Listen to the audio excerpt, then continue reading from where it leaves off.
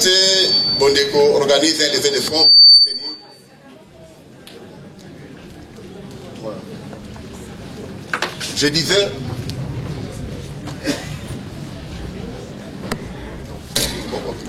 donc la communauté Bondeko organise un levée de fonds pour soutenir les victimes des marches du 31, du 21 janvier et du 25 février. On n'attend pas? Alors, ces levées de fonds continuent. Le cartable est ici. Donc, Papa Patrick, qui est là, et moi, sommes des personnes désignées pour percevoir ces levées de fonds. Alors, les compatriotes, vous qui êtes ici, si vous avez apporté votre contribution, le minimum est de $20. Veuillez me voir pour Papa Patrick. Le levé de fonds devrait prendre fin le 31 de ce mois. Mais probablement, on va profiter de la présence des évêques pour envoyer ces montants-là au Congo pour les soutiens. Donc, moi, je suis là, Papa Patrick est là. Si vous avez apporté quelque chose, ne manquez pas de venir nous voir. Alors, je vais passer la parole à Papa Régime. C'est lui qui va faire la modération pour cette conférence et puis il va vous donner les consignes comment ça va se dérouler. Bonsoir. Bonsoir. Bonsoir. Je pense que tout le monde était content que c'est aujourd'hui. Comme vous le savez, nous n'avons pas beaucoup de temps. Monseigneur est très occupé. Déjà, c'est une faveur qu'il nous a faite pour être ici. Alors voilà les consignes. Premièrement, ceux qui veulent aller à la toilette, les dames, c'est à la droite. Les messieurs, c'est à la gauche. La manière dont nous allons fonctionner est la suivante. Il y a des gens sur moi qui ont beaucoup de questions à poser, mais je ne pense pas qu'ils sont capables de satisfaire tout le monde. Nous allons commencer par donner 10 à 15 minutes à l'enseignant pour qu'il nous retrace un petit peu la situation telle qu'il l'a précédée. Et ensuite, nous allons passer aux questions. Je sais que vous avez plus de questions, alors plus, parce qu'il va commencer à parler, donc il répondra sûrement à certaines questions. Maintenant, si une personne a déjà posé une question, et que vous savez bien que le contenu de sa question, c'est ce que vous aviez, je pense que ça ne sert à rien de poser cette question-là. Donc assurez-vous de ne pas répéter. 2. Nous connaissons toutes les histoires qui se passent chez nous. Nous pensons être peut-être beaucoup mieux informés que ceux qui sont chez nous. Les histoires d'élevage, les histoires, tout ça, nous connaissons. Donc je pense que c'est ça le temps de commencer à répéter ces choses. Vous avez une question précise, vous avez exactement 1 minute et demie pour vous exprimer. Après ça, on passe la parole à quelqu'un d'autre. Est-ce que nous sommes d'accord? Alors nous allons remettre le micro à Monseigneur pour qu'il puisse nous dire un petit mot.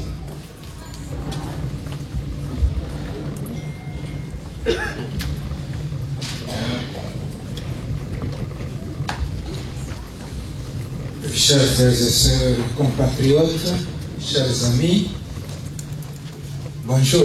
Bonjour. Je suis heureux de me retrouver devant vous, disons mieux parmi vous.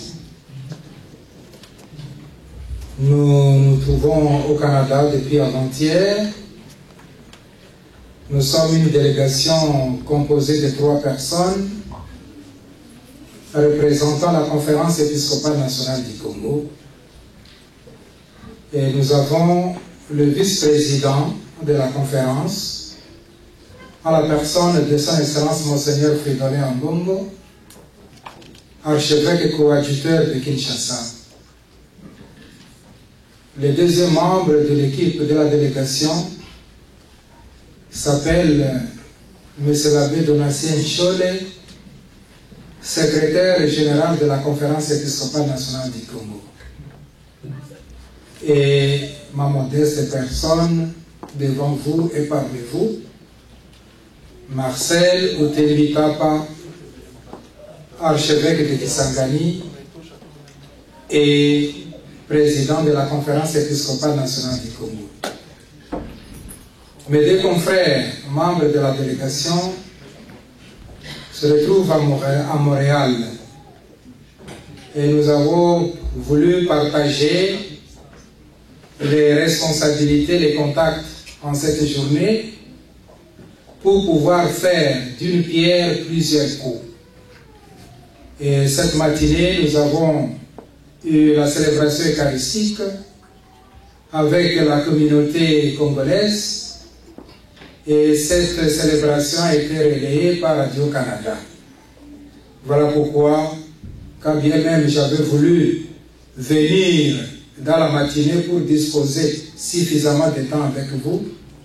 Cela n'a pas été possible parce qu'il fallait que tous les membres de la délégation soient là pour répondre, entre autres, à quelques questions de Radio-Canada. Vous vous posez la question de savoir quel est l'objet de notre mission ici au Canada. Vous suivez de très près de ce qui se passe dans notre pays, dans notre cher pays, la République démocratique du Congo, et par rapport à la situation sociopolitique, sécuritaire, droits humains et la situation culturelle. Et vous savez aussi le rôle que la Conférence épiscopale nationale du Congo joue depuis un certain temps, depuis fin 2016, dans l'accompagnement de frères et sœurs, acteurs politiques, acteurs de la société civile, et dans leur engagement dans la recherche de voies de sortie pacifique à la crise sociopolitique que connaît notre pays. Et après la signature de l'accord politique inclusif et global qui s'est tenu, qui a eu lieu au centre interdiocésain de Kinshasa, il y a eu une série de contacts qui étaient entrepris par la Conférence épiscopale nationale du Congo au titre de parrain de l'accord de la Saint-Sylvestre. Pour la plupart des cas, ces contacts se sont dirigés vers l'Europe, précisément l'Union européenne, et d'autres pays comme l'Angleterre, et aussi avec les États-Unis, nous avons eu des contacts, avec nos pays de l'Afrique, de l'Union africaine, nous avons eu des contacts, mais le Canada n'était pas dans notre visée.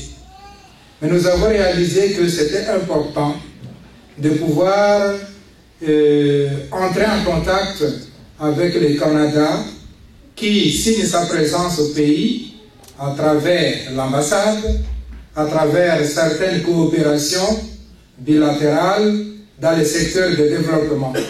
Il a fallu que nous puissions faire aussi un tour au Canada.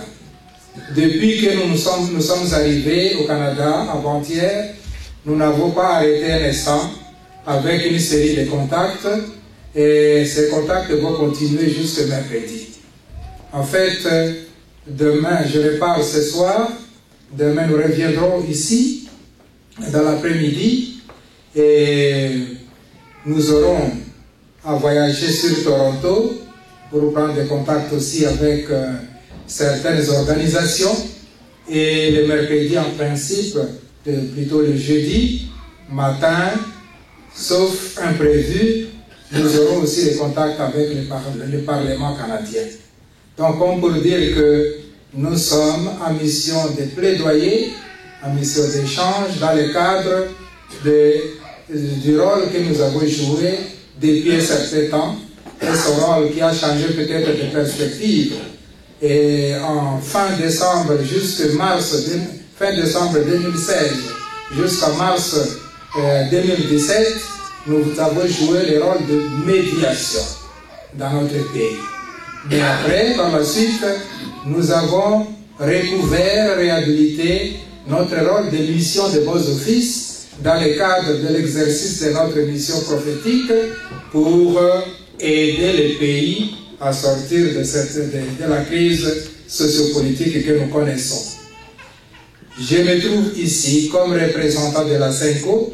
Qui dit SENCO dit un ensemble, une association, un organisateur de pasteurs. Donc je suis parmi vous comme pasteur, non pas comme acteur politique ou comme politicien. Et comme les politiques s'occupent de tout le monde, les politiques font partie de notre vie, on ne peut pas ne pas parler de la politique. On ne peut pas ne pas s'intéresser à la politique, parce que la politique organise le social de l'homme. Donc je me trouve parmi vous comme pasteur. Je n'ai pas une conférence, une longue conférence à faire, comme l'a dit le modérateur. Je viens échanger avec vous sur les préoccupations qui sont les nôtres. Vous savez que cette année, c'est une année électorale. Et comment les choses se passent, quel est le rôle que la CENCO peut encore jouer pour aider le pays à sortir de cette crise, à faire en sorte que le processus électoral aboutisse. C'est ce que nous souhaitons de tous nos vœux. Je préfère plutôt que cette rencontre soit interactive. Si vous avez des questions à poser, vous les posez. Je vais y répondre dans la mesure du possible, étant entendu que je n'aurai pas de solution à donner, mais au moins des réponses, je serai capable de pouvoir en fournir. Voilà. Maintenant, le débat est ouvert. Je repasse le micro au modérateur pour procéder aux échanges.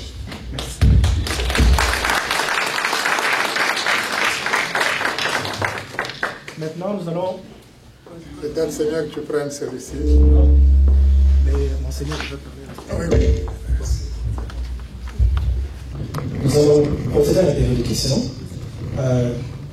Je vais commencer par demander les mamans, par respect. On commence par les mamans. Est-ce qu'une maman peut déjà intervenir avec la première question?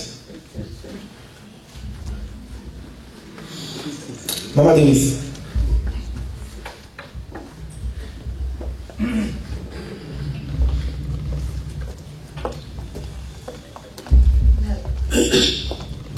Merci beaucoup. Son Excellence, merci beaucoup d'être parmi nous.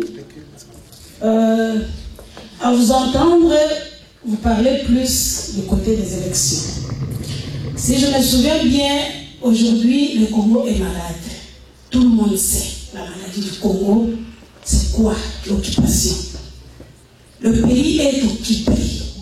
Vous êtes au Canada, vous voyez comment le pays est développé et on peut parler des élections.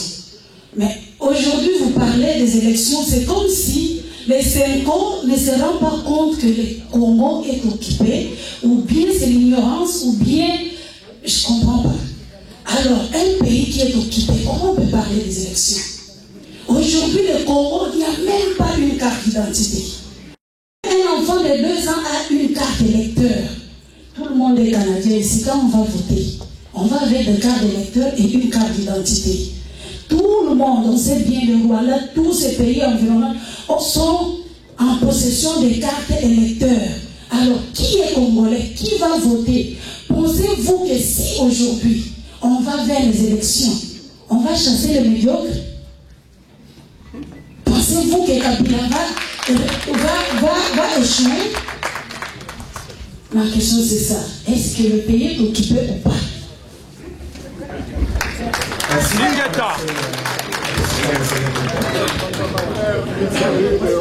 Ok, je vais prendre encore une deuxième question d'une maman avant de passer au papa. Maman. Ok, merci pour la parole. Bon, j'ai écrit ma question très rapide. Oui, l'histoire de l'Église catholique en RDC n'est pas toujours rose. L'Église, à tort ou à raison, est souvent perçue comme soutien du pouvoir. Aujourd'hui, nous attendons que l'Église prenne le flambeau des libérations, perçu comme ce fut le cas aux Philippines. Alors ma question est celle-ci. Pourquoi ne pas donner au peuple congolais un de ses meilleurs fils, en la personne du cardinal Bosengo, pour assurer une transition pacifique?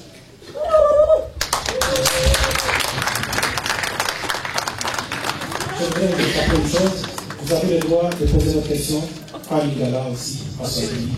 Et je pense qu'il y a des gens qui vont vous aider à répondre. Nous allons prendre des questions des papas. Papa Nelson. Je pose directement la question. Juridiquement, l'accord dit de la Saint-Sylvestre est devenu caduc parce que sa validité était d'une année jusqu'au 31 décembre 2016. Et en plus, ceux qui n'ont pas voulu l'appliquer l'ont vidé de toute sa substance. Et la CENCO s'y accroche en cherchant son application intégrale. Excellence, voulez-vous nous dire quelles sont vos raisons? Merci. On va d'abord répondre à ces questions, ensuite on va continuer.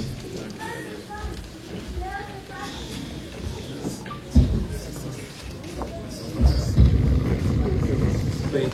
Merci pour...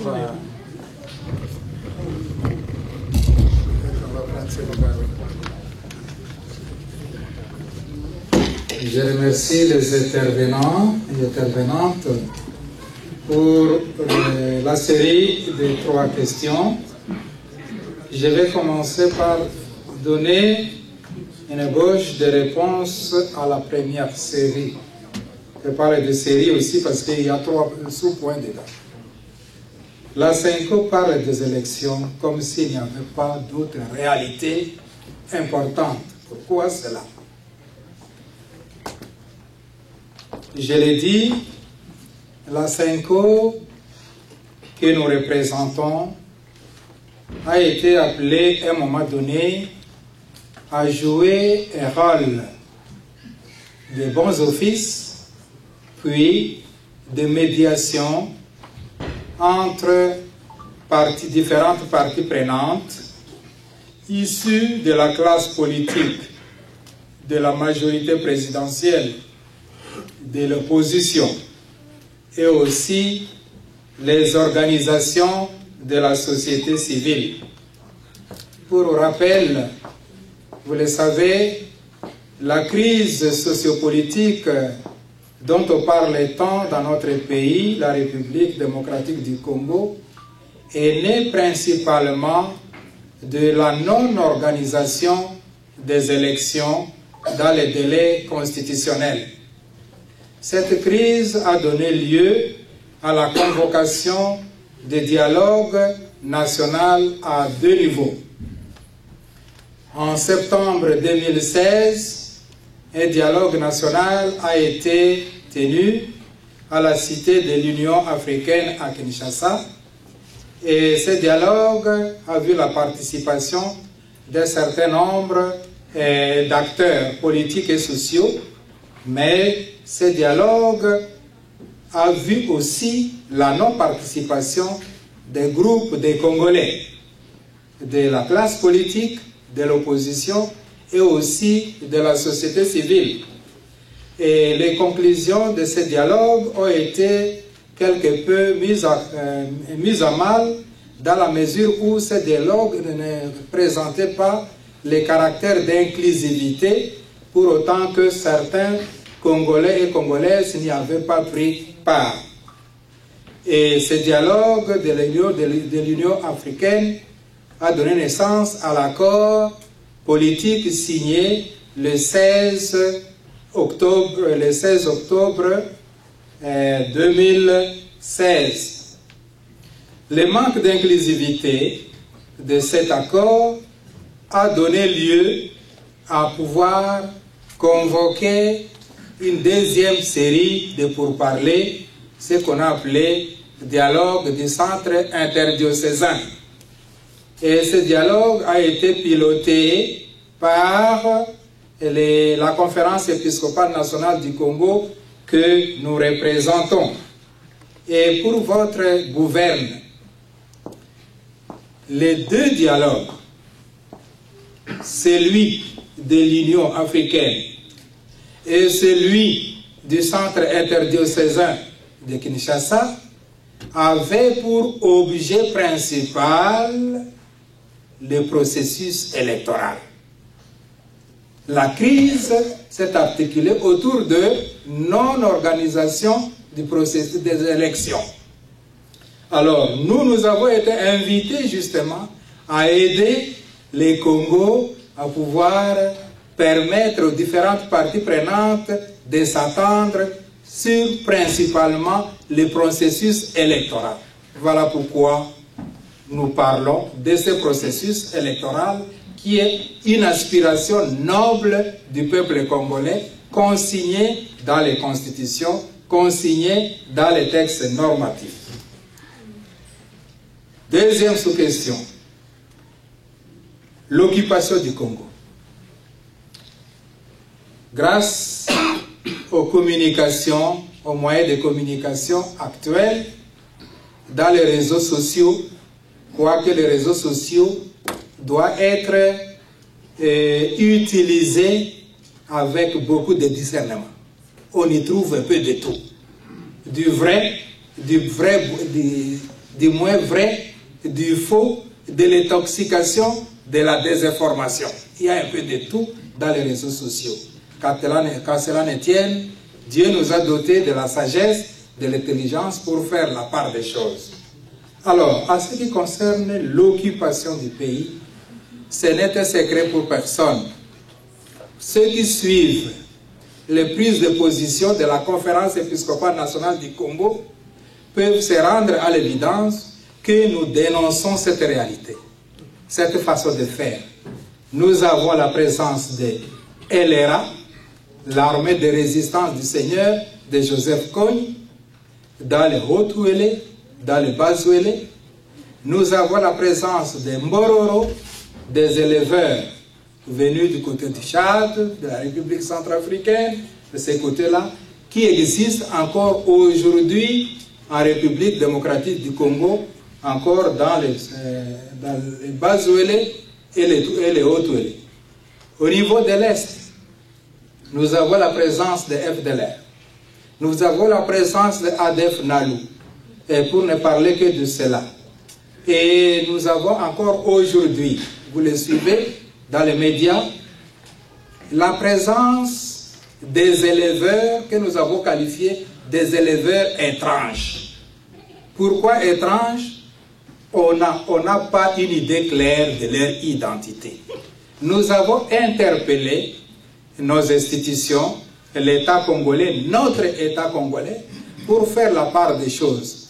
Du moment que nous avons les services d'immigration, ces services d'immigration doivent être mis à contribution pour établir et faire la lumière sur les personnes qui entrent et qui sortent du Congo, qui ne sont pas des Congolais. Nous ne sommes pas xénophobes.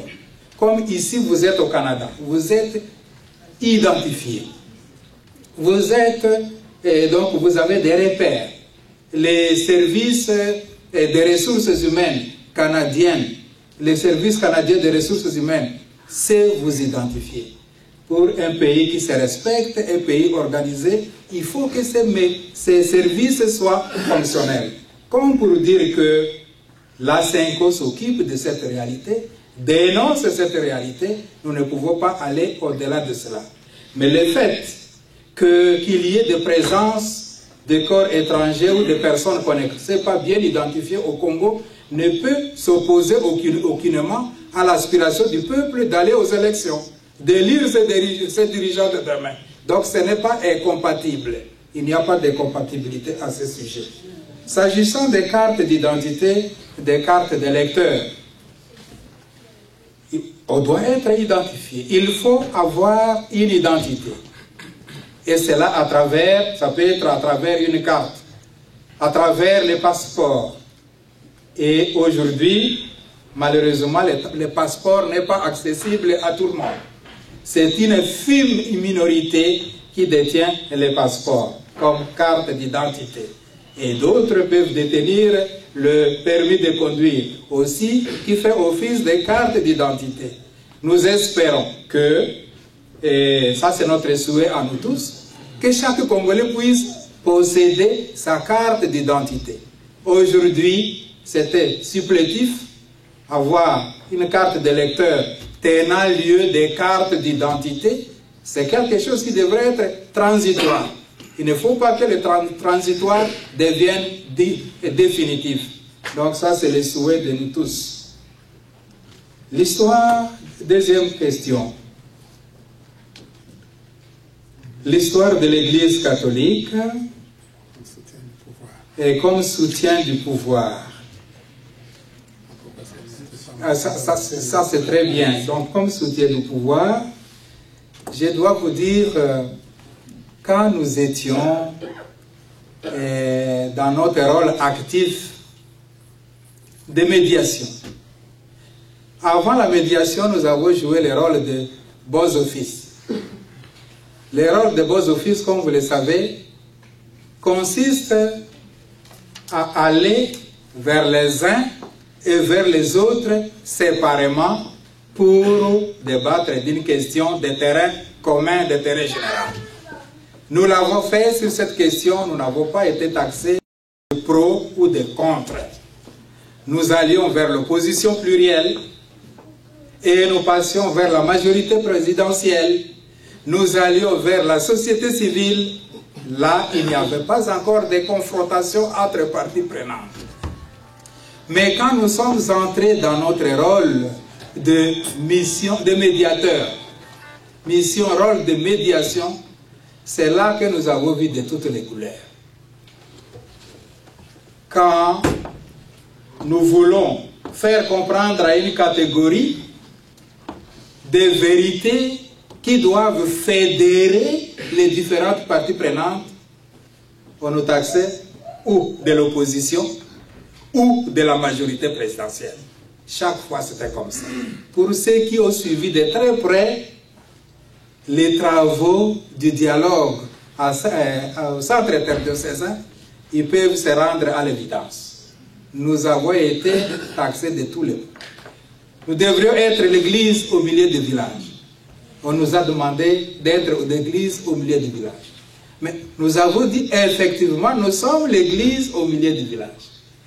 Tout en étant l'église au milieu du village, nous acceptons qu'on puisse nous taxer de tous les mots. Ce qui est important, c'est de faire avancer la barque. Que les principes fondamentaux qui doivent être poursuivis par les différentes parties prenantes doivent aller de l'avant grâce à cet effort de médiation. Nous l'avons fait et nous continuerons à le faire. Nous ne sommes pas les premiers jeudis, nous nous présentons comme les pasteurs. Nous ne sommes pas plus grands que Jésus-Christ. Quand il buvait, il prenait un verre avec un verre de vin. Dans les familles, il était invité. Ah, c'était un ivrogne, un glouton. Quand il ne prenait pas, il a perdu la tête. Alors nous aussi, nous acceptons d'être taxés de tous les mots pourvu que le Congo avance. Pourvu que la cause du Congo avance, la cause du peuple congolais. Pourquoi l'Église catholique ne peut pas prendre le flambeau de la libération à l'instar du cardinal Mosengo? Mes chers frères et sœurs, je vous parle de l'intimité de mon cœur. Je crois que ce genre de questions sont de nature à vous remettre en cause. Sont de nature à faire voir que nous ne sommes pas capables. Nos frères et sœurs que nous avons formés, qui se sont formés dans les grandes universités du monde, même du Canada, même des États-Unis d'Amérique, ne sont pas capables de porter les idéaux de notre pays, la République démocratique du Congo. Mais nous, comme évêques, nous croyons que vous êtes capables.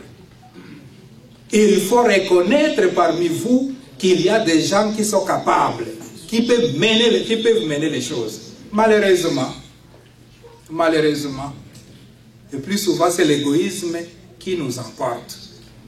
Nous ne voyons pas le bien qu'il y a dans l'autre que nous devons promouvoir, que nous devons faire émerger. L'Église catholique, nous comme pasteurs, vous savez le rôle que nous jouons. Ce rôle est noble. Vous en avez besoin. Si nous devons prendre et le spirituel et le temporel, alors finalement, nous ne serons pas de grande utilité pour vous. Et nous pensons que vous êtes capables, vous êtes à mesure d'assumer de grandes responsabilités pour relever les défis, même s'il y avait une période de transition. C'est question de se faire confiance, c'est question d'identifier les gens qui sont responsables, qui sont capables parmi nous de porter ces flambeaux tout haut pour sortir de cette crise. L'accord de la Saint-Sylvestre, est-ce qu'il n'est pas tombé caduc? Moi, je vous dis que cet accord n'est pas tombé caduc. Pour la simple raison que ces fondamentaux ne sont pas encore réalisés. L'accord de la Saint-Sylvestre a été signé par les parties prenantes en vue des élections. Tant que les élections ne sont pas organisées, à quoi pouvons-nous dire que cet accord est tombé caduc? Il faut aller jusqu'aux élections. Mais seulement que chemin faisant, il y a eu des obstacles. Il y a eu des obstacles de tous ordres. Il y a certains fondamentaux auxquels nous tenons. Pourquoi? Parmi ces fondamentaux, il y a par exemple, durant cette période préélectorale jusqu'à nous conduire aux élections, on ne doit pas recourir au référendum pour changer certains articles verrouillés que vous connaissez. L'accord prévoit que, constitutionnellement, le président de la République est élu pour un mandat de 5 ans, renouvelable 2 fois. Comme pour dire que... pardon, merci. Renouvelable 1 fois. Merci bien. Donc, l'actuel président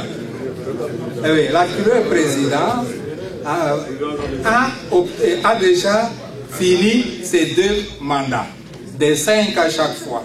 Comme pour dire qu'il ne devrait pas se présenter à un 3e mandat. Il y a un certain nombre de fondamentaux auxquels nous devons nécessairement nous attenir si nous ne voulons pas être surpris à mi-parcours. Voilà pourquoi nous estimons que cet accord garde encore sa valeur dans ses fondamentaux. Merci beaucoup. Nous allons passer à une autre question. On va prendre la question de papa ici. Je voudrais d'abord... Oui, on y arrive. Bon, je voudrais d'abord faire une petite communication rapide.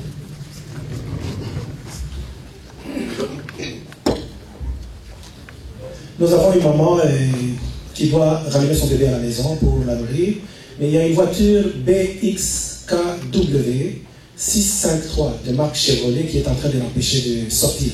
Alors, si vous êtes propriétaire de cette voiture, allez la déplacer pour lui permettre de sortir, amener son bébé à la maison. Merci. Cher Monseigneur, il n'est un secret pour personne pour savoir que nos partis politiques ont échoué. Ouais. Il n'est pas un secret pour personne pour savoir que ceux qui sont au pouvoir aujourd'hui ont échoué à mener le pays là où vous l'attendiez avec l'accord de la Saint-Sylvestre. C'est ainsi que vous l'avez vous-même, Monseigneur Cardinal, les a déclarés des médiocres, et Monseigneur Ecofo a dit qu'il n'y a pas d'État chez nous. Nous ne pouvons plus compter sur ces gens. La situation, la société civile, autour des élections faites par professeur Bellé aux États-Unis, nous vous avions élus comme des administrateurs civils pour mener la transition. Comment nous pouvons encore en ce moment, avec la CENCO, avoir confiance aux acteurs politiques qui sont là, que nous savons qu'ils ne peuvent pas, parce que dans nos partis politiques, nous avons vu ce que c'est nos partis politiques, surtout les partis d'opposition qui n'arrivent pas à s'entendre. Vous dites qu'ils ont étudié dans les universités ici, ils sont tous mais ils n'entendent pas. Nous vivons cette situation depuis, Monseigneur. Nous ne pouvons plus avoir confiance avec eux. C'est pour cela que nous voulons que la CENCO, qui est la seule, l'Église catholique, qui reste la seule institution crédible maintenant, dans laquelle tous les Congolais peuvent se retrouver, que cette Église puisse prendre le flambeau avec la transition sans Kabila.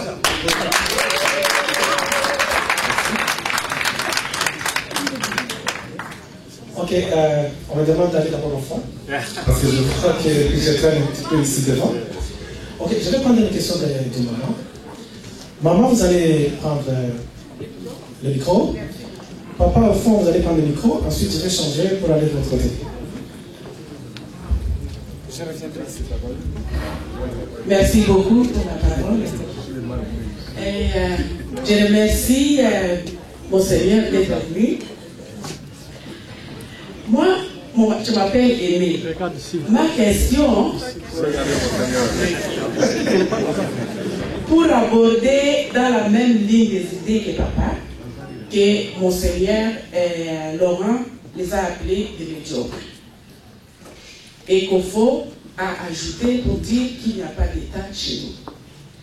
Moi, j'ajouterais peut-être que, je ne sais pas, peut-être que la décision des accords de la CENCO a été peut-être un mauvais diagnostic des problèmes du Congo. Oui, à partir des accords de la Saint-Sylvestre, on a parlé élection. Mais avant ça, est-ce qu'il fallait vraiment aller à ces accords-là pour parler d'élection aujourd'hui? Étant donné que les pays, je reviens, est occupé, tout le monde en parle, et les faits sont là, on ne va pas y revenir. Et la question encore, c'est que est-ce que la CENCO fait la diplomatie ou elle n'y croit pas encore? Je ne sais pas. Pour revenir à la transition sans Kabila, pourquoi j'accepte ça? La transition sans Kabila, je suis d'accord avec ça, parce que d'abord, le gouvernement actuel est illégitime, illégal. Le gouvernement actuel a refusé catégoriquement d'organiser les élections. Il y a des foyers d'insécurité partout en République démocratique du Congo. Donc, ce n'est plus un État. Nous allons aux élections pourquoi? Je ne sais pas. Et nous, ici, dans la diaspora, nous sommes de cœur avec toute la population du Congo. Nous pleurons ces pays, ces grands pays, notre mère patrie. Et moi, ma question est celle-ci aussi, Monseigneur. Qu'est-ce que vous attendez de nous, précisément, la diaspora congolaise? Merci beaucoup.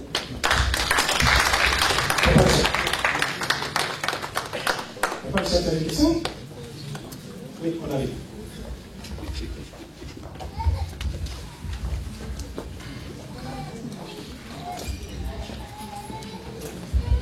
Merci beaucoup pour la parole. Elle a posé une partie de ma question en ce qui concerne l'attente des Congolais ici au Canada. Je sais que je vous ai entendu, vous avez parlé de vos rencontres que vous prévoyez avec les autorités canadiennes. Effectivement, ça rejoint la question de ma soeur. À quoi vous attendez? Qu'est-ce que vous attendez des Canadiens? Et puis, je sais que pendant la période des élections, vous aurez besoin des observateurs. Est-ce que vous pensez avoir des Congolais, des Canadiens congolais qui seront sur place pour vous aider dans pendant la période des élections? Merci beaucoup.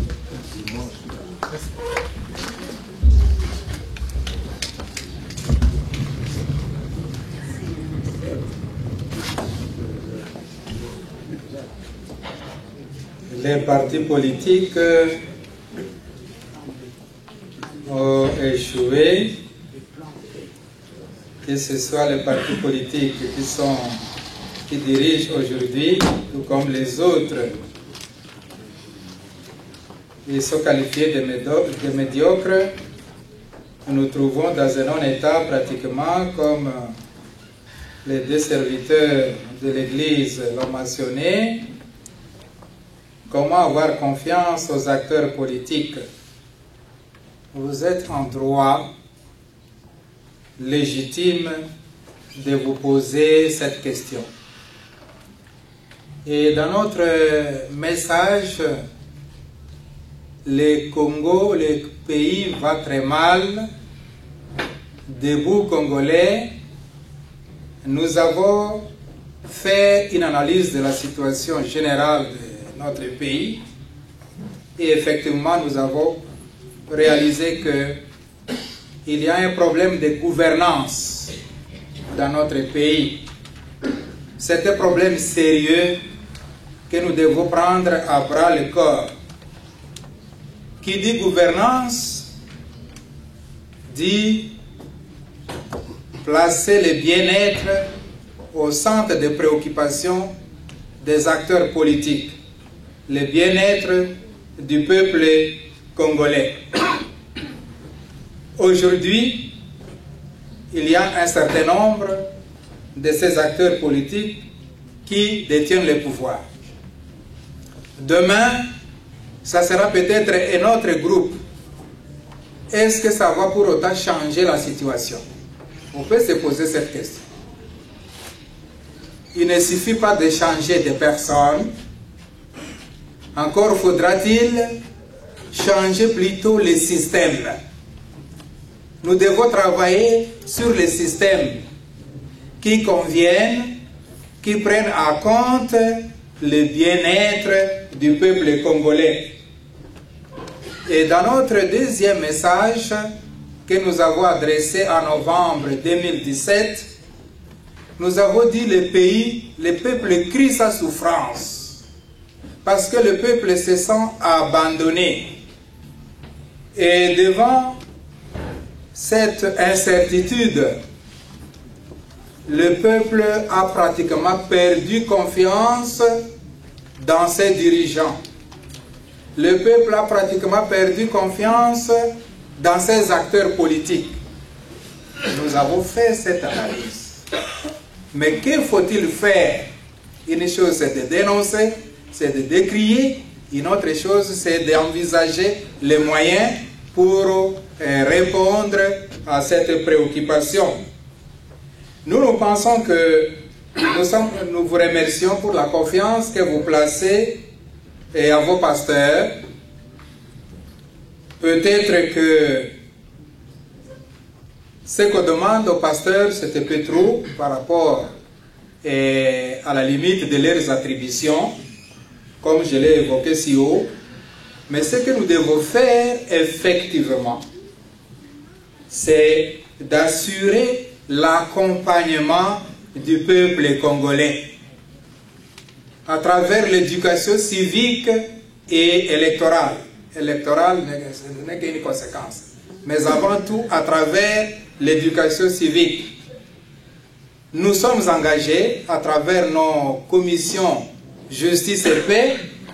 Nous sommes engagés à travers certains programmes spécifiques pour assurer cette éducation civique. Pour votre information, l'Université catholique du Congo organise depuis 5 ans une faculté que nous avons dénommée au départ, dans les 3 premières années, faculté des droits et des sciences politiques, pour espérer de former des personnes nouvelles, éprises de ces valeurs démocratiques. Une chose, c'est de les former. Une autre chose, c'est de les accompagner dans leur cheminement professionnel. Nous avons effectivement besoin d'un nouvel homme, d'un nouvel esprit, épris de l'esprit de gouvernance du bien-être du peuple congolais.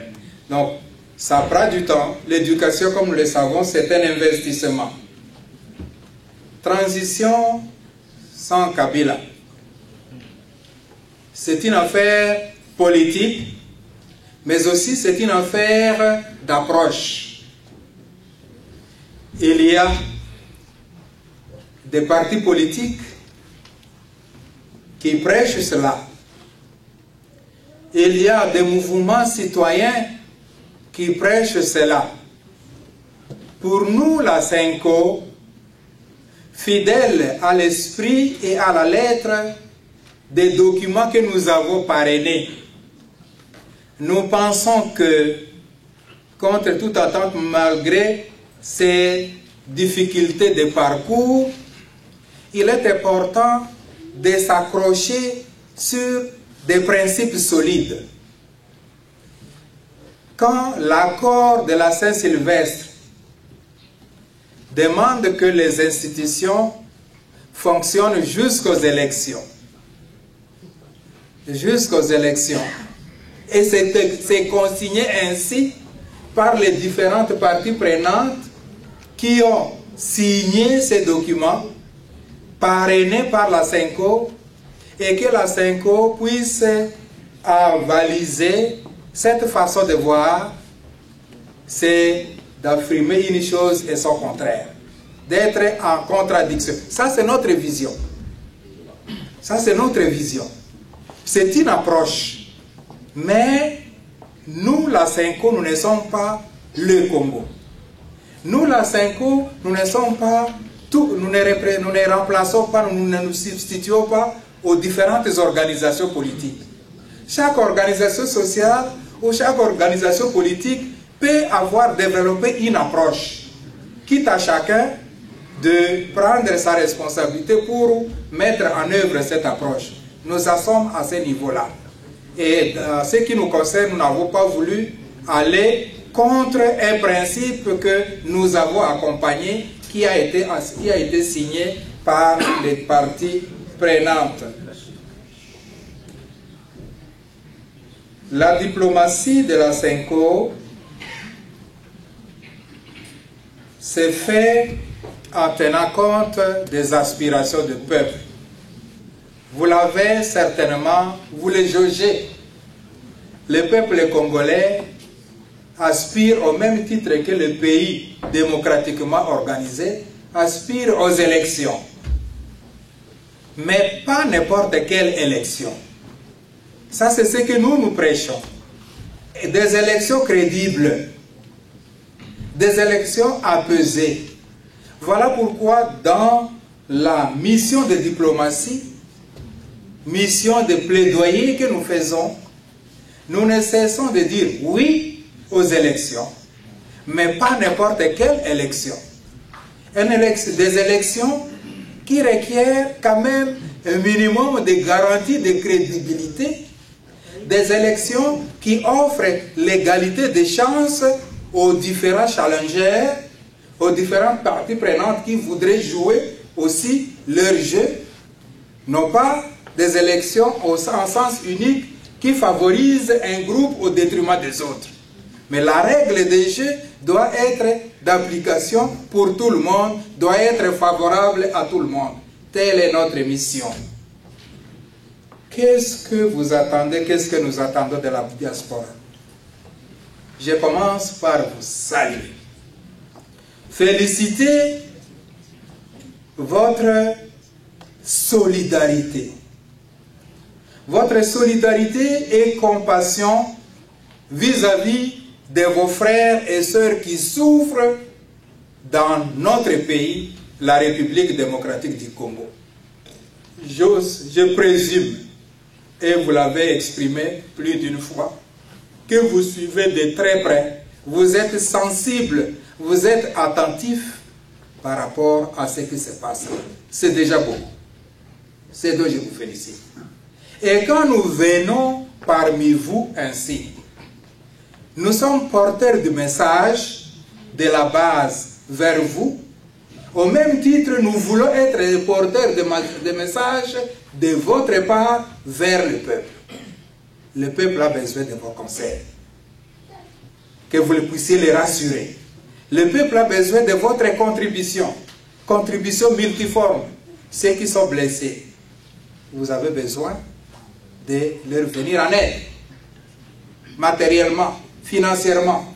Ceux qui sont en prison, vous avez les droits et les devoirs de faire le plaidoyer au niveau de la communauté internationale. Nous faisons une grande famille, famille humaine. Ce qui se passe au Congo doit toucher la communauté internationale. Nous sommes comme un corps.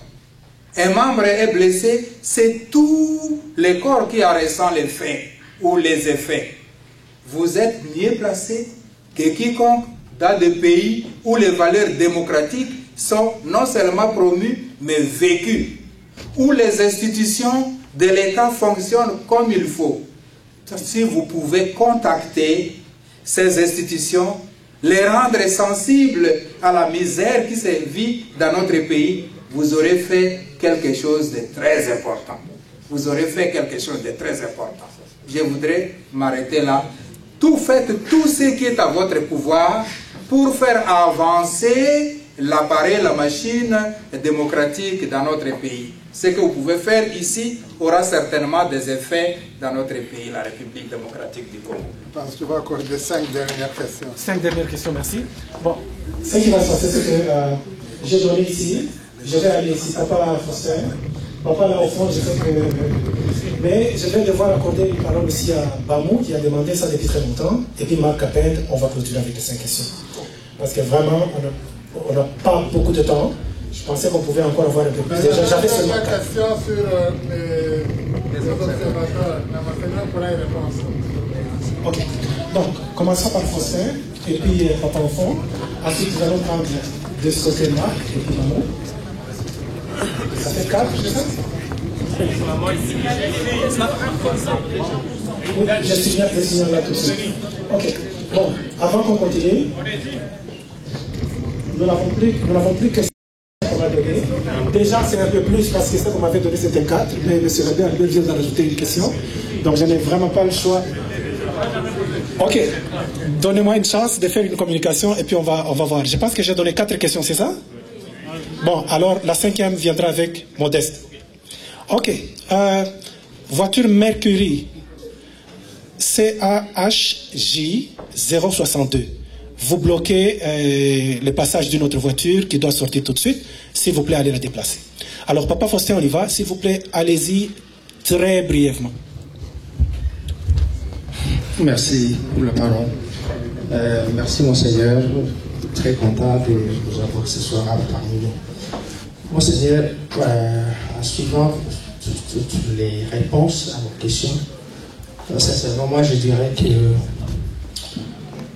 je continue à devenir de plus en plus encore inquiet de la situation de notre pays. Parce que vous voyez que vous avez joué le rôle de médiateur, de bon office de médiateur. Et aujourd'hui, qu'on se le dise, avec les déclarations, que ce soit des Cinco, que ce soit de notre Église catholique, que ce soit de notre cardinal, c'est que ceux qui veulent sont des médiocres, ils devraient dégager. Ils dégageront comment? Ils dégageront comment? Parce qu'aujourd'hui, c'est vrai, vous étiez encore, je peux dire ça, je dis, nous l'Église catholique, on n'est plus dans ce qu'eux pensent que vous êtes au milieu du village, vous êtes avec votre peuple. Et ce peuple-là, regardez comment il vous a écouté, on a évolué, on est à ce niveau ici. Monseigneur, vous avez donné les échéances des élections qui devaient aller en 2017. Après qu'ils ne nous aient pas organisé en 2016. 2017, ils ne l'ont pas fait. Ça vous a aidé à arriver au niveau où vous allez aujourd'hui. Mais Monseigneur, vous imaginez que les Américains, ils quittent chez lui, il arrive chez nous, il dit, il parle avec le gouvernement en place, et puis il dit, les élections au 31 décembre. Qui vont décider? C'est eux, les Américains. Mais qu'est-ce que vous allez changer d'autre? Si notre accord qui était valide, même si vous dites qu'il y a des éléments dedans qui sont valides, mais il ne l'est plus. Parce qu'aujourd'hui, le peuple congolais que nous sommes, on n'est pas prêt encore de continuer une transition avec Kabila d'une autre année. Parce qu'on va aller au 31 décembre. Et au 31 décembre, il va avoir un autre et décider d'appliquer l'accord. Donc ça va réclamer. Ça va évoluer ainsi si le peuple vous demande vraiment qu'on soit conscient, qu'on aide. Cette aide-là, c'est nous aider à nous organiser autrement qu'à suivre encore des dialogues avec les autres. Donc, c'est tout. Je ne parle pas de questions, mais seulement j'exprime un constat qui démontre qu'on devient de plus en plus inquiet. Merci.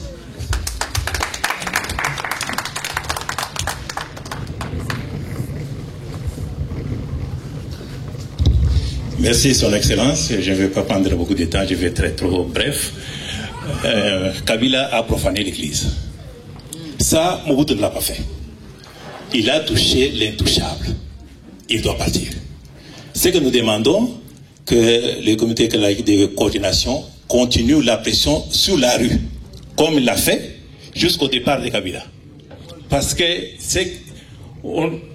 la sultane comporte là quand on la touche. Non, ça, on ne peut pas voir les choses autrement. Il doit partir, il a profané l'Église. C'est ça ce que je voulais vous dire. Merci.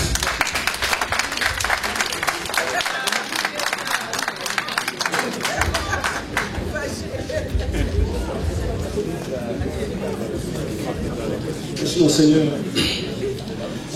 Monseigneur, je vais vous donner plutôt quelques éléments. Peut-être que ce ne sera pas des questions définitives.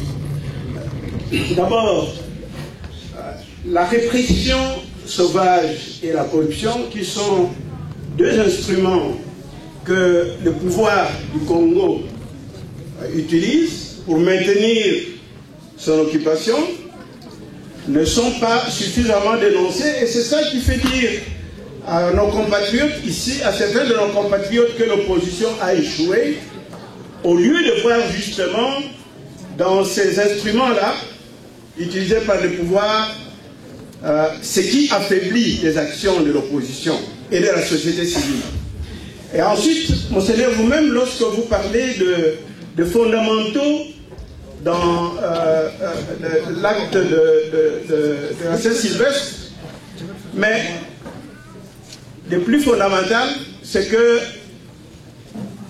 la transition soit dirigée par la vraie opposition.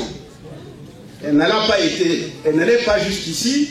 Ce n'est pas par un opposant corrompu ou un opposant péché par Kabila qu'on peut arriver à une transition démocratique que veulent les Congolais. Donc ça, je crois que ce sont là les fondamentaux quand même importants qu'il aurait fallu évoquer. Ensuite, en ce qui vous concerne aussi, Monseigneur, lorsque vous parlez de... Oui, on m'entend? Oui. Oui.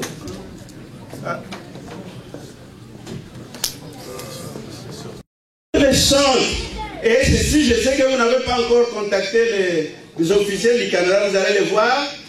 J'ai la réponse la plus récente du gouvernement du Canada ici par rapport à nos préoccupations.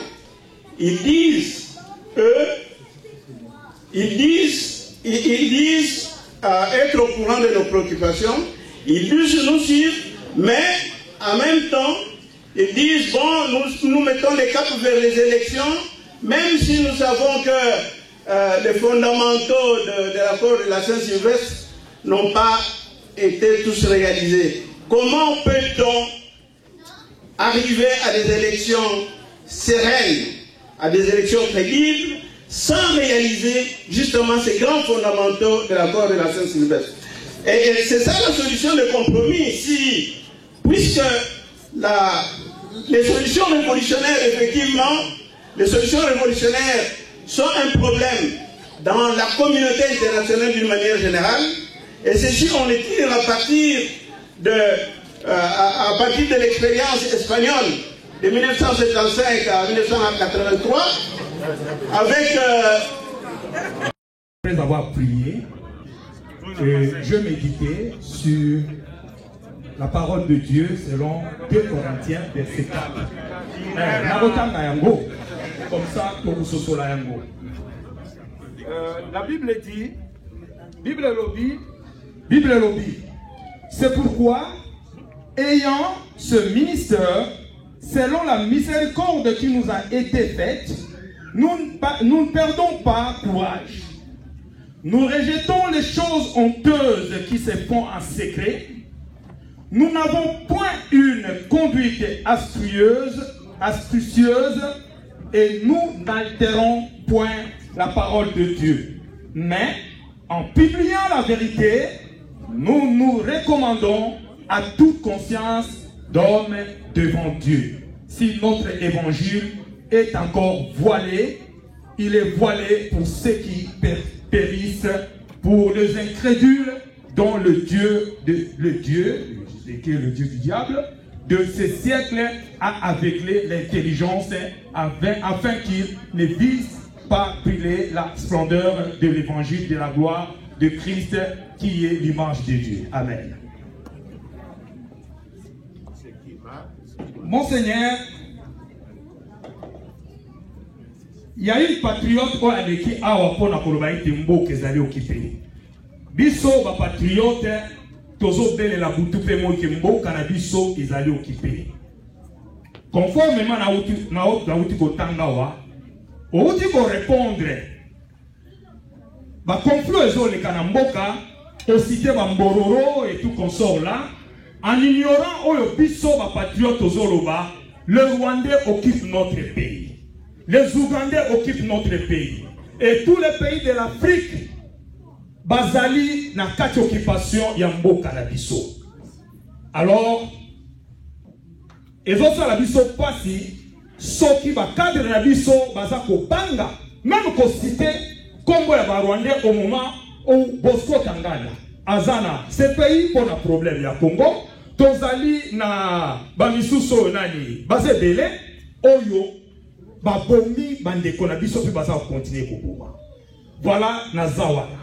Deuxième point, ezali était par rapport à Senko, conférence à Saint-Sylvestre, ndenge bandaki, je pense que à la dernière minute, vous en tant que responsable de Senko, yo kengai komona Kabila pour na remettre rapport pour na suspendre banini et rapport que Kabila zu relève na ye. Asali Asali, Acheba Chibala et tout consort.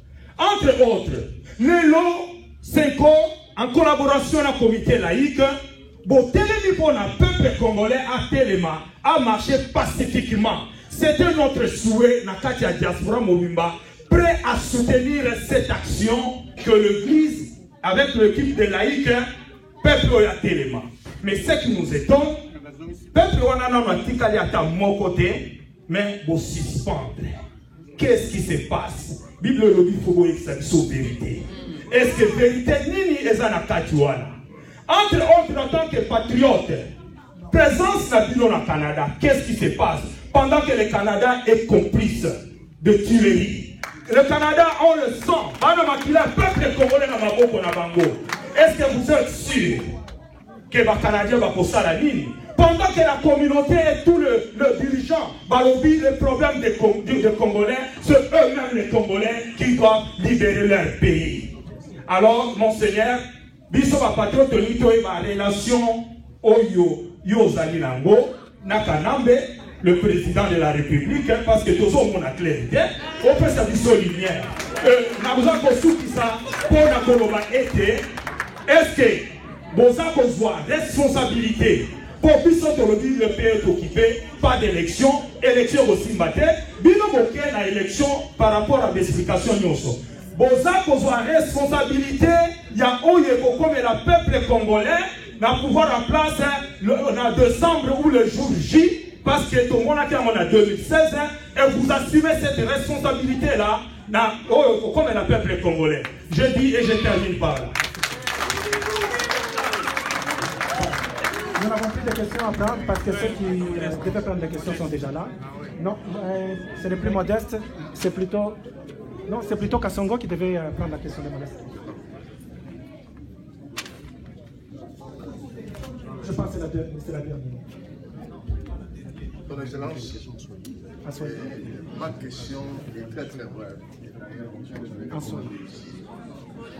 Quand vous avez commencé avec les négociations de la Syndico, vous avez parlé d'un plan B.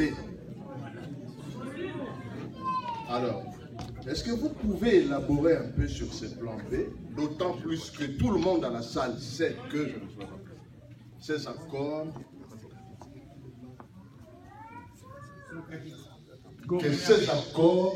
vous n'êtes pas arrivé au bout de ces accords. Pourquoi? Parce que, vous êtes allé voir le président de la République, appelons-le quand même président de la République, parce qu'il est, avec le 2% qui manquait. Deuxièmement, l'application ou les applications particulières n'ont pas été signées au centre diocésain. C'est que ce n'est pas vous qui avez parrainé finalement ces accords particuliers. Alors cela veut dire que ces accords sont caducs, ces accords, vous n'avez pas réussi à les obtenir.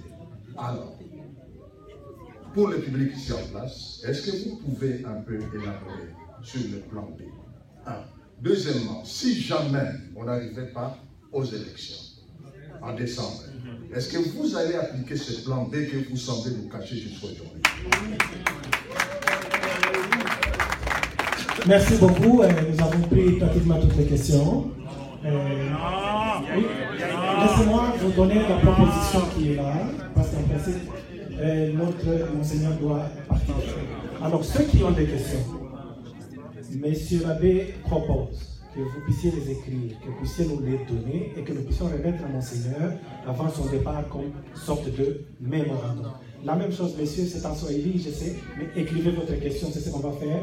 On va donner la parole à Monseigneur, il va répondre, ensuite on va devoir clôturer. Non, on ne peut pas faire ça. Merci.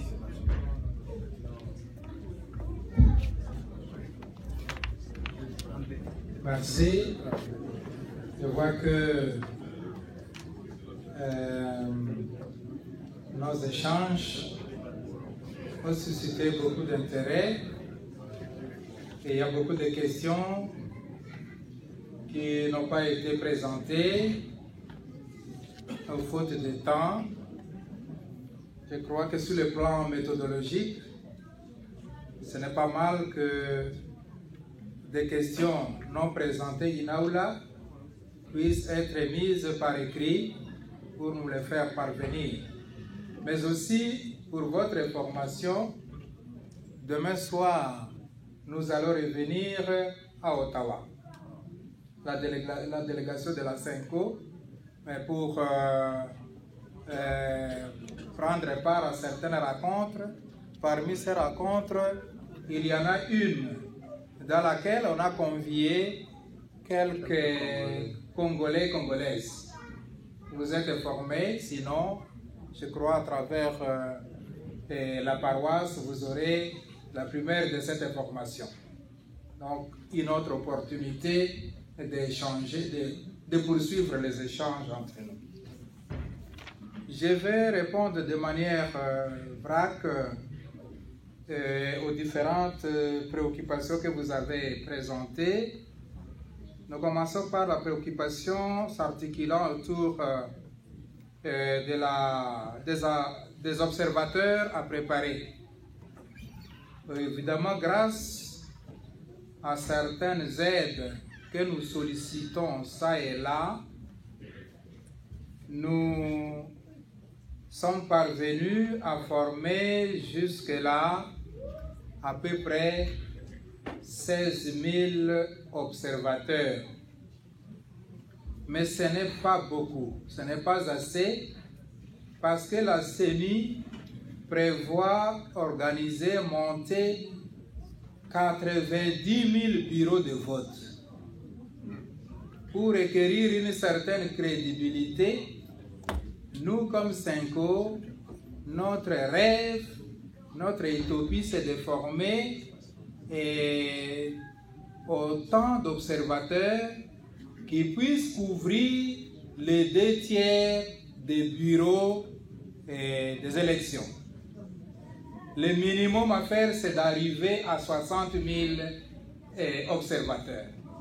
Voilà pourquoi nous frappons à l'une ou l'autre porte pour que ces communautés puissent nous aider à assurer cette formation des observateurs, que cette formation n'est pas réservée aux seuls catholiques, mais aussi aux représentants des partis politiques qui voudraient justement saisir ces opportunités, aux organisations de la société civile aussi. Et je vous invite, je vous convie à pouvoir faire ce plaidoyer en faveur de la CENCO pour que nous puissions rendre opérationnel ces projets d'avoir un nombre important des observateurs. Pourquoi pas des Congolais canadiens comme observateurs. Les inquiétudes au sujet de la situation qui se passe au Congo et surtout de la distance apparente que la CENCO semble prendre au regard de la responsabilité que la société civile entend confier à la CENCO pour conduire la transition sans Kabila. Oui. Et évidemment, en ce qui nous concerne, à travers nos prises de position, nous tirons les sonnettes d'alarme que présentement, la situation ne va pas bien. Et il faut faire quelque chose. Qui peut faire ce quelque chose? C'est le souverain primaire. Nous devons commencer par le souverain primaire qui doit être vigilant, être debout, prendre son destin en main. Et c'est dans cet esprit-là que le comité laïque de coordination a pris le relais. Les laïcs, comme laïcs, ils assument leurs responsabilités devant le peuple, devant la société et devant l'histoire de notre pays. Et nous avons encouragé ce genre d'initiative. Nous avons salué aussi votre solidarité parce que les Congolaises et Congolais de la diaspora ont répondu favorablement aux appels du comité laïque de coordination. Ce comité a suspendu ses activités. Suspendre ne signifie pas interrompre définitivement. Suspendre, c'est quelque chose de stratégique. Je crois que vous avez eu leur communication, leur mise au point. Pourquoi ils ont arrêté pour ces moments? C'est dans le souci d'évaluation. Évaluer les actions qui étaient déjà organisées, les actions qui étaient menées. Donc, dans le monde de la stratégie, on dit il faut reculer un peu pour mieux sauter. Cela ne signifie pas... Donc, la stratégie prise maintenant par le CLC ne signifie pas qu'ils se sont découragés complètement. Bien au contraire. Il y aura une série d'actions qui pourront suivre. De quelle nature, on ne peut pas le dire maintenant. Si on le dit, évidemment, il y a les forces négatives, les forces du mal, qui peuvent chercher à torpiller ces actions qui n'auront pas d'effet escompté. Une chose, c'est d'organiser le même type d'action. Une autre chose, c'est d'en diversifier. Quand on organise le même type d'action, ça se banalise. Ça devient quelque chose de normal, sans effet. Donc, le CLC est en action et nous pensons qu'il faut leur donner le bénéfice du doute. Ils ont encore d'autres choses qui pourront être révélées et en leur temps. La profanation des églises, de nos églises. Nous avons décrié cette façon. Déjà, la répression des manifestants qui n'avaient que des chapelets entre les mains, des Bibles, des rameaux, qui ont été instruits de ne pas s'attaquer à une personne, à un policier, à un militaire, au bien public. Et jusque-là, ça a été respecté scrupuleusement par les manifestants. Mais, ironie du sort, malheureusement, en dépit de ces bonnes volontés, de ces méthodes démocratiques qui respectent vraiment l'ordre public, et les choses se sont passées comme ça. La profanation, la répression, nous l'avons décrié, nous l'avons dénoncé. Vous avez suivi aussi les prises de position de la communauté internationale, de certains partenaires qui soutiennent ce genre d'initiative du peuple congolais. La corruption, l'impunité. On a parlé aussi de l'échec de l'opposition. Les corruptions sauvages sont là, les impunités sont là. Ce que nous devons faire, c'est aspirer à un Congo nouveau. Ce Congo nouveau ne tombera pas du ciel. Ce Congo nouveau sera le produit de notre engagement dans le sens des valeurs Il faut combattre ces antivaleurs. Et nous, à notre niveau, à travers l'éducation civique, à travers des prises de position, à travers des dénonciations que nous faisons, à travers des missions de plaidoyer, nous, comme Église catholique, comme Senko, nous pensons que c'est notre contribution. Et il faut conjuguer les efforts pour atteindre les résultats escomptés. Les autres doivent faire aussi leur part, selon leur approche. Et je crois que nous ne pouvons pas sombrer dans le pessimisme.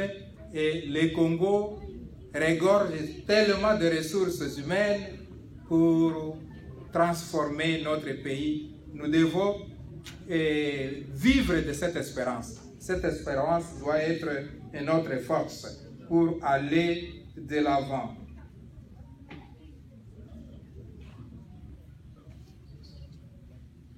À propos de la transition qui devait se faire, disons, après l'accord de la Saint-Sylvestre, il était prévu la mise en place des institutions devant diriger le pays jusqu'aux élections. Il s'agissait des gouvernements d'union nationale qui seraient dirigés par le Premier ministre issu du rassemblement.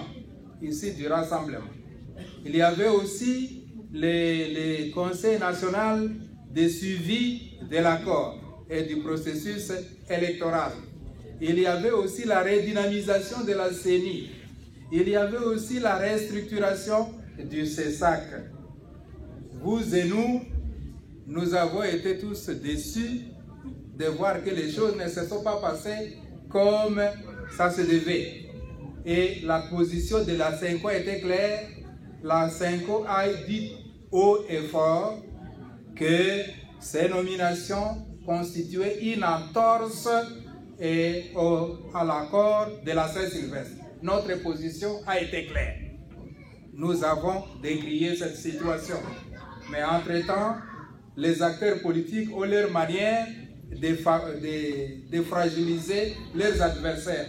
Vous en savez trop plus que moi-même. Comment sur le terrain politique, on se croque les dames, on croque les pions, et pour se positionner au détriment de l'autre, et en langage politique, ils se disent entre eux, c'est de la bonne guerre. Nous ne pouvons pas jouer à ce genre de jeu. Normalement, nos politiciens devaient être aguerris. Malheureusement, cette pauvreté fait que certains acteurs politiques sont très corruptibles. Au lieu de viser les grands idéaux, ils cherchent plutôt à remplir leurs poches. Et ils préfèrent aussi se pérenniser au pouvoir. Tant qu'ils sont là, ils peuvent se remplir les poches. Malheureusement, c'est la situation que nous connaissons dans notre pays. Vous êtes revenu plus d'une fois sur la réalité de l'occupation du pays par des étrangers. Je m'excuse si je n'ai pas cité l'un ou l'autre, j'ai donné à titre illustratif. Quand on parle des Rwandais, les FDLR sont aussi des Rwandais. Mais il y a d'autres Rwandais qui ne sont pas forcément des FDLR. Mais c'était à titre illustratif tout simplement. La liste n'était pas exhaustive.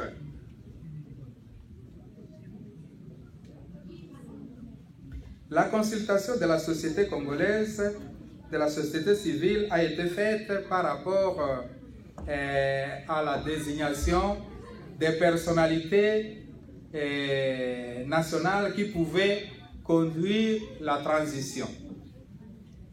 Et si les noms de certaines personnalités, comme des pasteurs de l'Église, ont été cités, et à ma connaissance, ce genre de démarches se font d'institution à personne ou de personne à institution. Si le nom des pasteurs a été cité, et je ne sais pas quelle a été la réponse de ces pasteurs. Mais sur le plan institutionnel, sur le plan des droits canoniques, c'est le corpus juridique qui dirige, qui régule le fonctionnement de l'Église. Il est clairement dit que les pasteurs de l'Église, en l'occurrence les évêques de l'Église catholique, et doivent veiller à la prise en charge spirituelle et pastorale du peuple. Et au niveau de notre enseignement, la doctrine sociale de l'Église, ce sont les laïcs qui ont le droit de pouvoir imprégner de l'esprit évangélique le temporel, l'économique et le social et le politique. C'est dans ce sens-là que nous encourageons vivement, j'y reviens, nous encourageons vivement nos frères et sœurs laïcs à assumer pleinement cette responsabilité et nous sommes disposés à vous accompagner de toutes les manières qui s'inscrivent dans le cadre de l'enseignement social de l'Église. Et vous êtes revenu aussi sur la sérénité, la crédibilité des élections.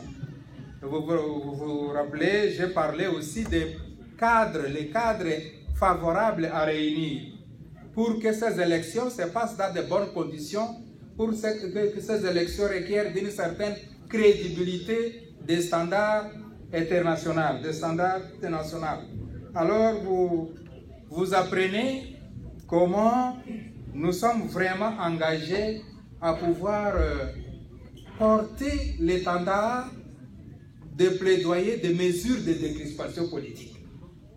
Partout où nous passons, nous ne cessons de crier haut et fort sur la poursuite de la mise en application des mesures de décrispation politique sous ces multiples aspects. C'est ce que la SENCO défend et défendra jusqu'au bout comme condition sine qua non favorable pour tenir une élection qui revêt un caractère de sérénité, de crédibilité. La complicité de la communauté internationale. Évidemment, quand on parle de la communauté internationale, c'était fourre-tout. Il ne faut pas penser que tous les pays membres de la communauté internationale sont favorables à défendre la cause du peuple congolais, les idéaux du peuple congolais. Il y a des amis, il y a des moins amis, il y a même des ennemis de notre pays, la République démocratique du Congo. Au fond de tout, il y a le jeu d'intérêt. Quelle est ma part quand je défends telle cause? Quels sont les dividendes que je vais tirer?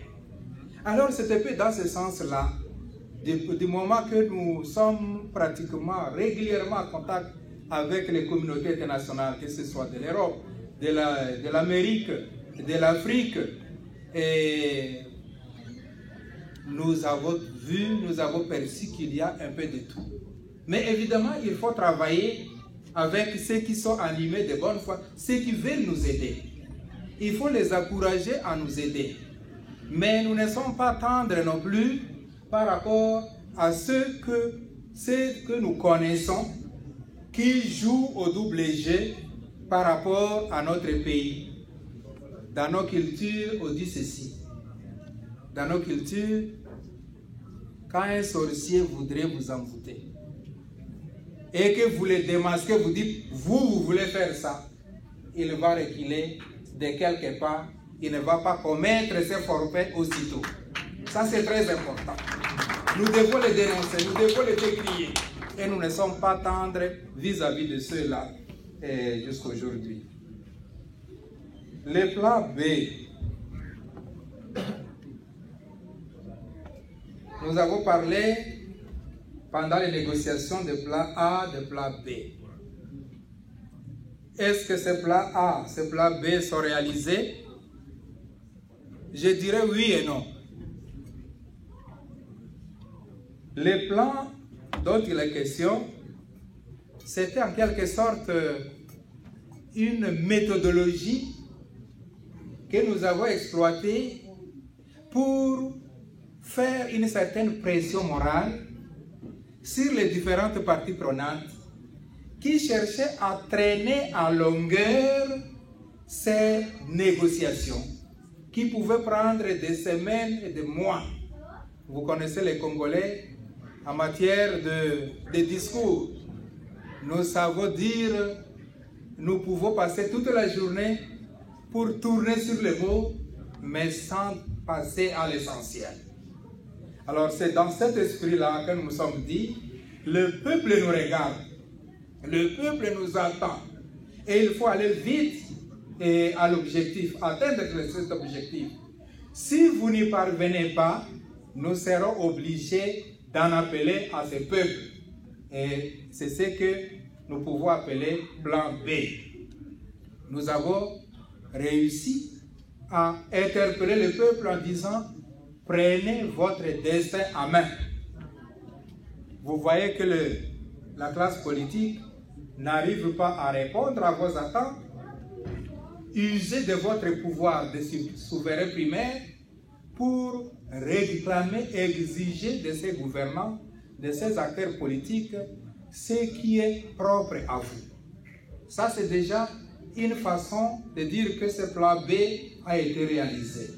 Mais une autre manière de la non-réalisation de plan B consiste en ceci.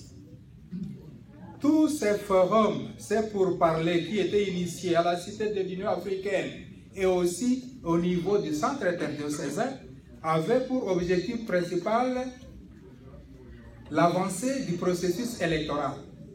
Tant que le processus électoral n'a pas atteint ses résultats, ça signifie que ce plan B se trouve là comme l'épée de Damoclès sur les tenants du pouvoir, sur les différentes parties prenantes appelées à faire avancer le processus électoral. Donc, plan B réalisé, oui et non. Je crois que à moins que j'ai oublié quelque chose, je dois avoir effleuré les différentes questions qui ont été présentées. Merci.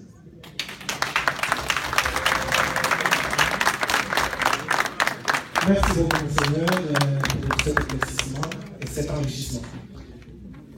Tu voulais communiquer quelque chose? Tu peux communiquer. Si les gens peuvent suivre toutes les vidéos, ils doivent aller dans congoalobi.net. Ok, notre frère ici qui a pris les images va distribuer ces cartes. Si vous voulez avoir accès aux informations de tout ce qui vient de se passer aujourd'hui, donc allez sur le site qui est sur cette carte. congoalobi.net. congoalobi.net, site web sur le YouTube, tapez seulement www.congoalobi.net. Il va distribuer les cartes de toute façon. Il y a des cartes ici, il va les distribuer. Et ensuite, bon, notre rencontre a pris fin. Nous savons et nous sommes très conscients qu'il y a beaucoup de gens qui avaient beaucoup de questions qui n'ont pas eu l'occasion de poser ces questions. Ce sont les exigences matérielles auxquelles nous devons nous soumettre. Laissons Monseigneur prendre sa route pour Montréal parce qu'il a beaucoup d'autres choses à faire. Et la suggestion que nous vous avons donnée, ceux qui ont des questions et qui veulent vraiment qu'on y réponde peuvent écrire et puis nous les donner, nous allons les lui transmettre sous forme de mail. Alors je vais devoir vous remercier infiniment pour votre patience et pour votre compréhension parce que sans cela, on n'aurait pas pu avancer. Je vais devoir remettre le micro à M. l'abbé Albert pour dire un dernier mot. Merci. Alors, chers frères et sœurs, je voulais juste vous dire quelque chose. En plus de remercier Monseigneur, je voulais souligner qu'on a commencé à s'organiser pour un CLC au niveau d'Ottawa, mais même un peu au niveau de tout le Canada. On a poussé nos laïcs justement à s'organiser au niveau de Montréal, au niveau de Toronto, au niveau de... Merci. Toujours JBS, mannequin du média, na katia www.congoyalobi.net. Tout continue na conférence et l'équipe kitoko ba congolais na ba congolaise oyo bayaki na katia messe oyo ya Marie médiatrice. Awa na kati yotawa ezalaki penza kitoko nyonso ezalaki bien. Awa sikoyo tokomi na suka nde angwana nazotalisa bino ba image oyo bino bozolinga bolanda www.congoyalobi.net ekozala bien eloko moko eza te bosabone kaka bomoni ndenga s'abonner kaka na kati ya congoyalobi.net ngai mopandisa ya bino JBS mannequin du média na kati ya www.congoyalobi.net bozanga te bosabone tokotelisa bino so ba image mususu oyo image eza ebele botika koloba ke ba journaliste baza ba kolabo biso tokotaka na bandaku nyonso pona place ba événement ezali. Ok, on était venu donc assister à la messe dirigée par Monseigneur Marcel Outembi, donc les cardinaux et l'archevêque de Kisangani et qui est le président du Senko. Alors nous avons donc apprécié son sang-froid et son honnêteté. Il a donc répondu à toutes les questions sans embâche. Entre autres, il nous a dit que l'Église catholique ne va jamais, au grand jamais, donc se désolidariser du peuple congolais. Au contraire, l'Église catholique va prendre le flambeau, c'est sa mission, donc de conduire notre peuple vers le recouvrement de sa dignité, la dignité humaine, et en passant bien sûr par un état de droit. Merci.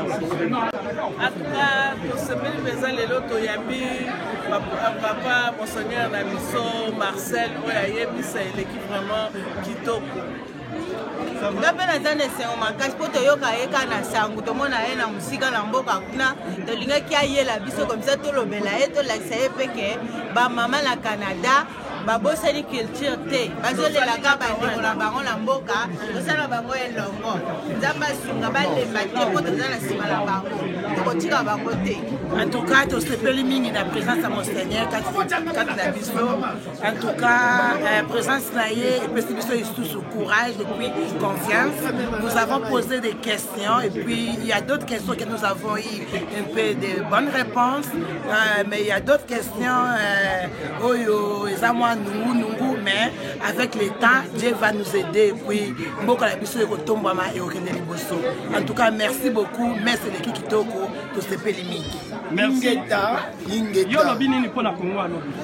Pona Congo alobi biso peuple congolais diaspora tolingi changement tolingi mboka etambolama na ndenge mosolo tozolinga tokende toluka mutu oyo aza na souci ya peuple congolais à combattre tozana problème na mutu te problème na peuple eza to combattre pauvreté donc transport tozana na mutu oyo aza na souci ya congolais nyonso et puis mboka ekende liboso bana batanga classe kitoko et puis bandeko na biso batanga misala ezate banzeli ezate ya mwana mais apesi pote na bakongolais nyonso baza na kini ke tobosani bango te komba toza na bango ensemble na bango na biso tozokunda elongo toza na biso en union de prière bakarte eza wa eliezer pote na yo na darlene Mike Mukeba. Bon, merci JBS, le mannequin du média. Merci pour la présence. Tu as vu que hier soir, omniprésent. Mais omniprésent, il y a marqué JBS, c'est le mannequin du média. Conférence, elle est bien pour moi, maman Penza, maman Ndenge Bayaki. Tozo fait ça, merci Nandeko Eliezer, na Fabien, na Pasteur Bobo, Oyo Penza, va soutenir Canada. Dans le cadre de la mobilisation. Conférence et l'équipe bien, tous en commentaire, oh, tu crois que tout na, tout ni. Beaucoup moins on a une image ya Congo ya lobby, mais le reste, tous on continue combat na biso, muta kolemba azati. Merci. Yo lobby bon. Au moins ni sango. Ozana ba na biso baza ba Congolais. Ba Canadien mais ba Congolais. Makanzi ezala mboka. Ingeta toujours mboka ke liboso. Ok, tout c'est Béli. Conférence des années. Va passer, vas-y.